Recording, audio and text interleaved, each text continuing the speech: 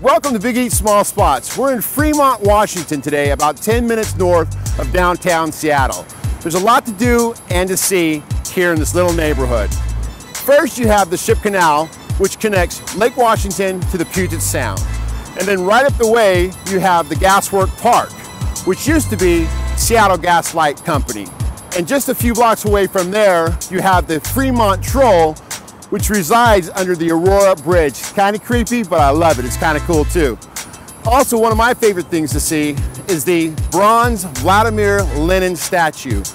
There's also boutiques, thrift stores, and obviously restaurants. There's approximately 50 restaurants in this little itty bitty neighborhood.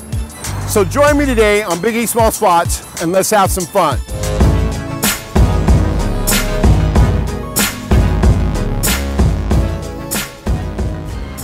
So we're here at the Blue Moon Burger right next to the Fremont Bridge. Here we're gonna try the burger of the month, which is the October Feast, which is amazing with a pretzel bun. And we also have the Code Blue Burger. I don't know what the Code Blue is about, but it kind of scares me. But we're gonna try that here at the Blue Moon. So come on in and check it out.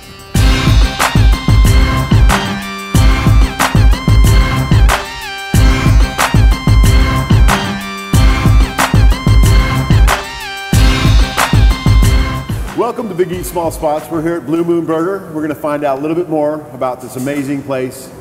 Charlie, welcome. Welcome, LT. Thanks for coming to see me. So give us a little history about Charlie and the Blue Moon Burger.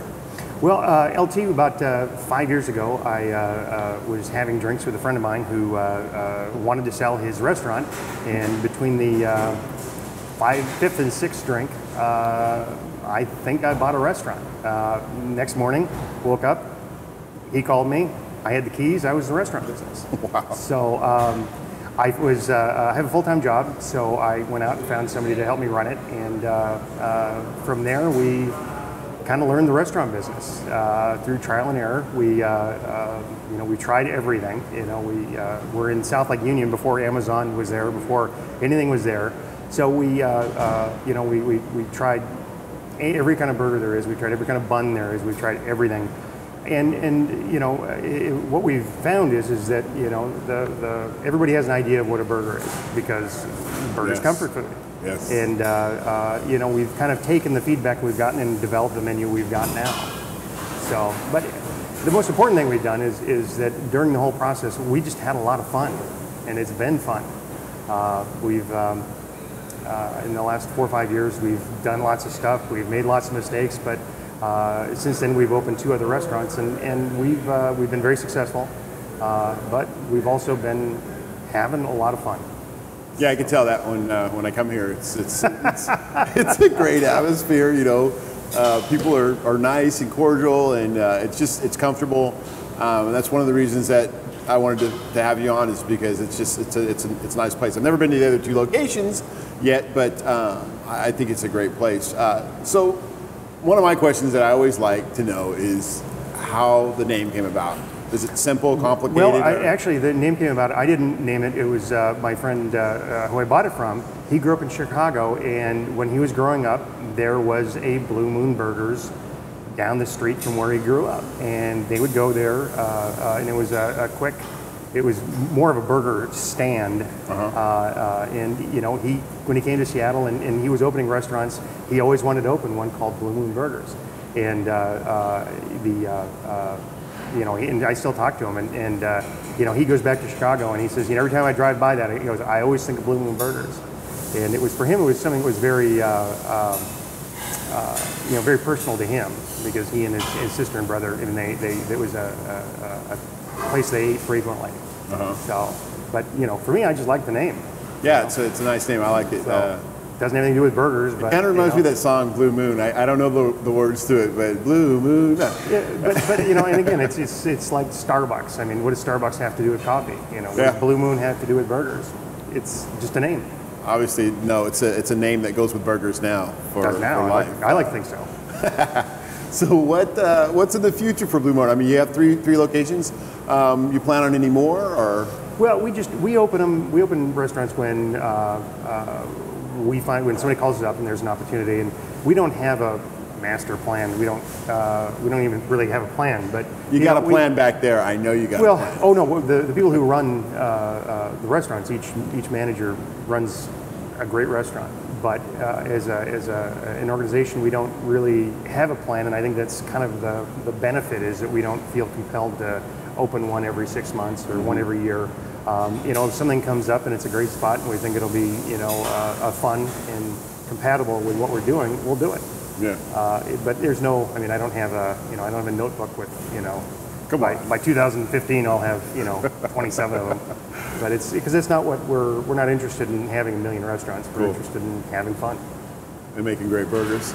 I like to think so. Yeah. So we're going to get into the food part about this right now, and it's my favorite part. Yeah, it's my favorite part too. And I was telling people in the beginning that there's Oktober Feast burger. I've never heard of this burger. I saw it and I was like, come on. Well, what we do is one of the things we do every month is every month we experiment. We try different burgers. We try different combinations. And thanks, Cole. Thank you, Cole. Yeah. And what we do is we feature a new burger every month, and we'll develop a new burger. And for example, every year we do something that's Oktoberfest themed because of October.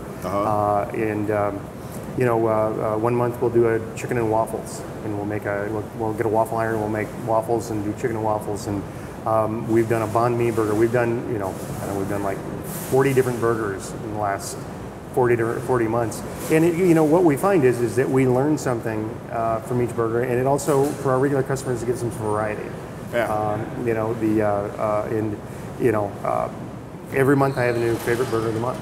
And I'll eat about 20 of these this month, and then next month I'll eat whatever our burger of the month is, and it's hard to have a favorite when you have So I don't mean to cut you off, but there's so many burgers, and I sat back and I was trying to, before we did this, I know I'd talk to you about a Big Eats burger. And I thought, it's pretty difficult. I know what I like. But when I think about it, I think of the same old thing, some mushrooms and some grilled onions, and which is fabulous and great. But you've got some really out there, especially this one here, the Code Blue. We'll get right to that, but that is amazing in itself that you would think of the combination. I would have never thought of that. I'm not going to tell you how we came up with the combination. Now we're jumping too far ahead, but this one here, tell them what's inside of it. What the meat is. This is our Oktober Feast, and the burger of the month is we start with a bratwurst patty. We get ground bratwurst, and then we add Swiss cheese melted on top. We do a fennel apple coleslaw, and then we add on our own ground mustard and sauerkraut, and then we put it on one of my favorites is pretzel bun.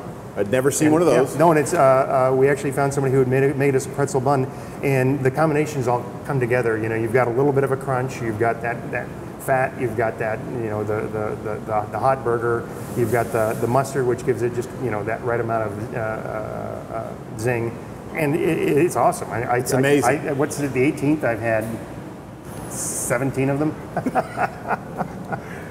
So, and then we also made a traditional German coleslaw, or German coleslaw, yes, but German tell us potato about salad, and it's served warm, and it's it's vinegar, it's bacon, boiled red potatoes, very simple, spices, and I think a little bit of vinegar, and it's all mixed together, and it's not like the coleslaw the potato salad we get.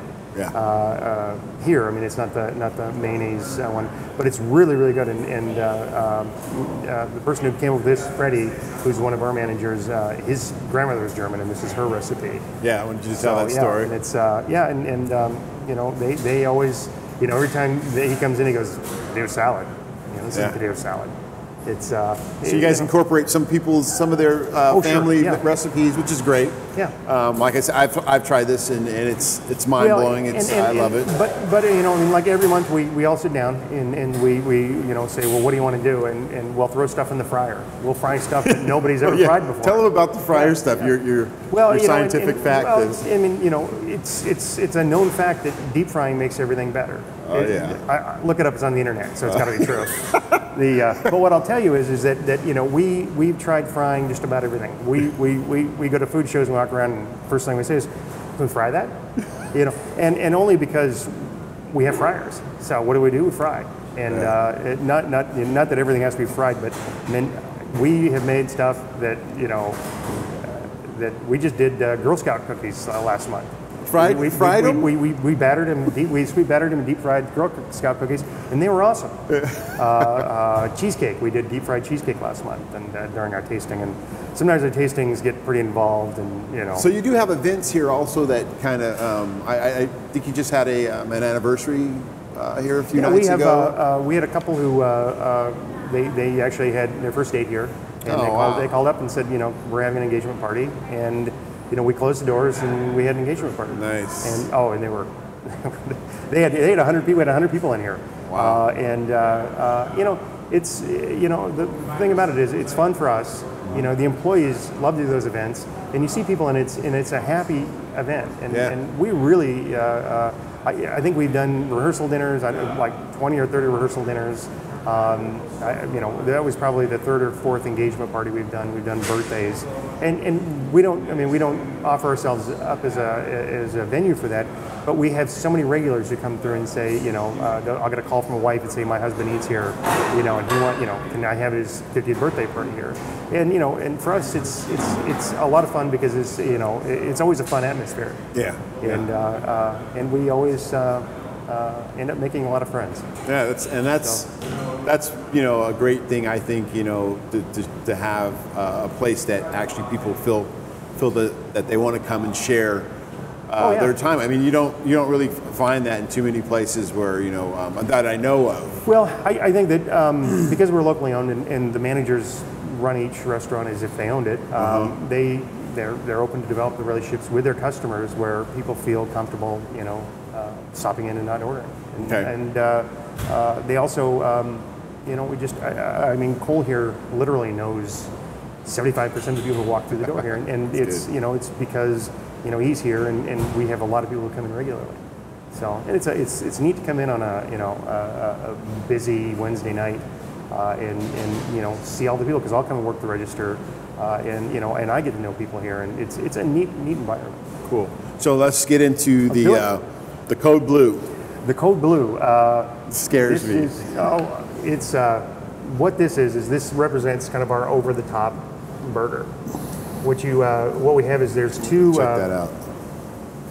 There's two 1/3 pounds, so there's 2/3 of a pound of beef, bacon, cheese, and peanut butter, and onions.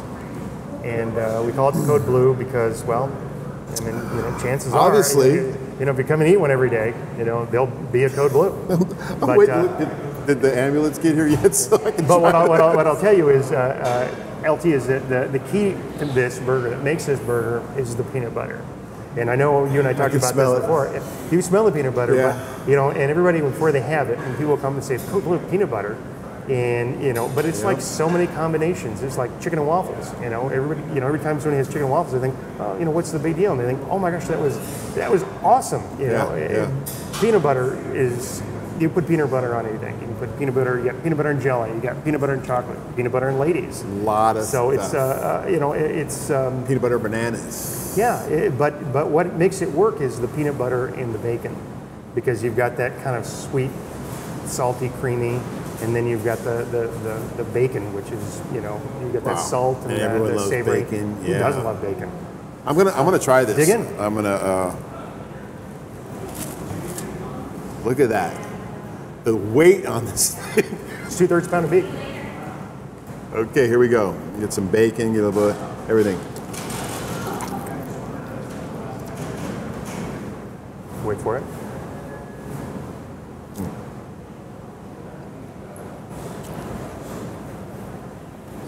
I have to say, it's amazing. It is, and it's... the peanut butter is not too overpowering. Yep. It's just there. But holy moly, the onions, the bacon, the beef. You guys have some really good beef. Yeah. I love your beef. That's amazing. Oh my God. Go blue. That is amazing. But we don't add lettuce or tomato or pickles or anything else because you're just adding That's it on. Too much. Well, it's too much, and you've already gotten a lot there, Oh. so we make it scaled down. And the bacon is just amazing. Like, Yeah, it's not that thin, crispy stuff. It's really thick and. we use the Daly's apple smoked bacon, and I'll eat bacon on anything. It's like peanut butter. Oh, of course, bacon's. How can you go wrong with bacon? I don't know. People that do, I have to question them. Yeah. I seriously have to question their. Hey, you want to try our? Not really. I mean, Okay, that's right. no, this one I've had. I love. Yeah, we had that last week. The potato salad is amazing. I love. It's like my mom. She used to make potato salad. And my sister makes potato salad. Anyone that makes potato salad, and you know that it's warm, and our family used to have to be chilled for a couple hours before you had it, and I always liked it warm, and I always thought I was crazy. And they're like, what? You got to wait for it to chill. I'm like, no, I like it warm, and so I think I might have some German in me. I don't. I can see that. Bon appetit.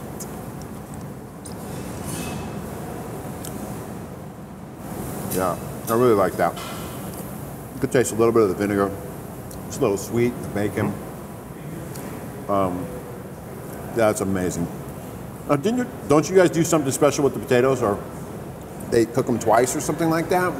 We actually we cook them. We slowly slice them. We triple rinse them, and then we'll boil them, and then we'll just very quickly deep fry them to at the end to keep them solid, because they tend to the potatoes will tend to break down if you don't do something to create like a crust, and there's not enough frying to create a shell on them, but enough to hold them together. Yeah. So you'll get potato salad, and it'll get a little mealy. So it helps hold everything together. Let you people out there know that if you're coming here to have a burger, you better do your weightlifting, because these things are heavy. I mean, they have some weight behind them. So this is definitely something that's going to stick to your ribs as you hang out in Fremont and shop and whatever you're going to be doing down here. But let's try this now.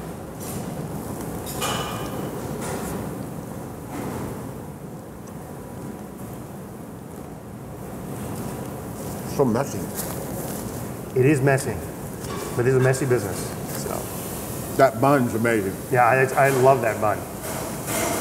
It's crispy on the out. It's different, but that pretzel bun is amazing.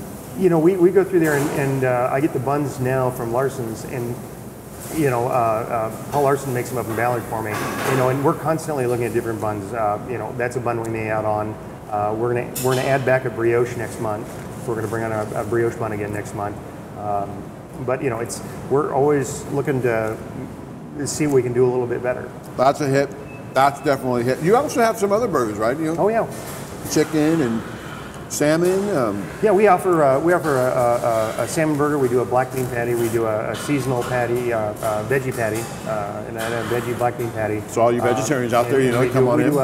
We do a chicken breast, and we also do a full line of gluten-free products, because we have a huge demand. It seems like every day we get more and more people coming in and asking. We do a gluten-free onion ring. We do a gluten-free fry. We have a fryer dedicated to gluten-free products. We do 2 incredible buns, one from Jensen's out of Portland, and then we do a wheat bun from Manini's. We do, and I think I mentioned the onion ring. We do a chicken tender that's gluten-free that is just as good as the chicken tender we make that has gluten in it. So we do a variety of things. It's not our primary thing. We're just trying to accommodate our customers and what we hear from our customers. People come in and they're maybe vegetarian, so we have an option, and we're cautious about how we prepare those. A lot of people come in who are gluten-free, and it's not how we started, but it's a result of what our customers have requested. Yeah. So Yeah, I sometimes do a vegetarian meal here and there. Try to eat pretty well at home, but that's nice, and I think that's actually, I have some people that are friends of mine that's something that concerns that used to never really be a concern, but now it is. And, yeah. People with their health issues and stuff like that, it really helps to have that variety. And once again, Well, you know, LT, as you and I are getting older, we can't eat a burger every day. Although well, I you try. know, yeah, I try to get out once a month or when I got to go check out a place. But yeah, I mean, if I were eating those, it would definitely be a Code Blue going down on a regular basis. That's right. But I definitely want people to try the Code Blue and everything here at the Blue Moon Burger. Is just the sides, the fries, hand-cut fries, right? Yeah, hand-cut fries. Just amazing. So, is there anything that we've missed? Is there anything that you'd like to talk about, or? No, I think we covered all of it. We have we do beer and wine. We do only local beers. That beer, okay. And I mean, other than that, I think we've covered it all. Yeah. That's quite a bit. So, Charlie, it's been a pleasure. Always good to see you. Yeah, and definitely see you again. So, thank you, folks, for joining us at the Blue Moon Burger. You can catch us at Biggie'sSmallSpot.com, and don't forget to follow us on Facebook and Twitter. And have a good evening.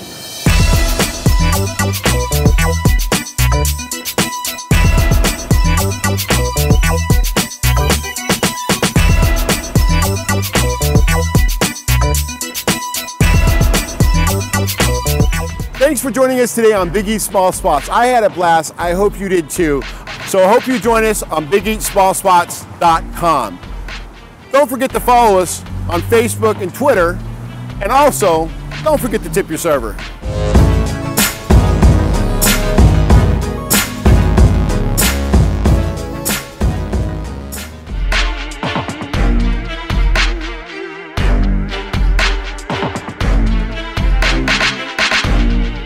Happy to be a part of America's first multi-channel online television network, Ariel Media Group. Watch for Big Eat Small Spots on Foodie.tv.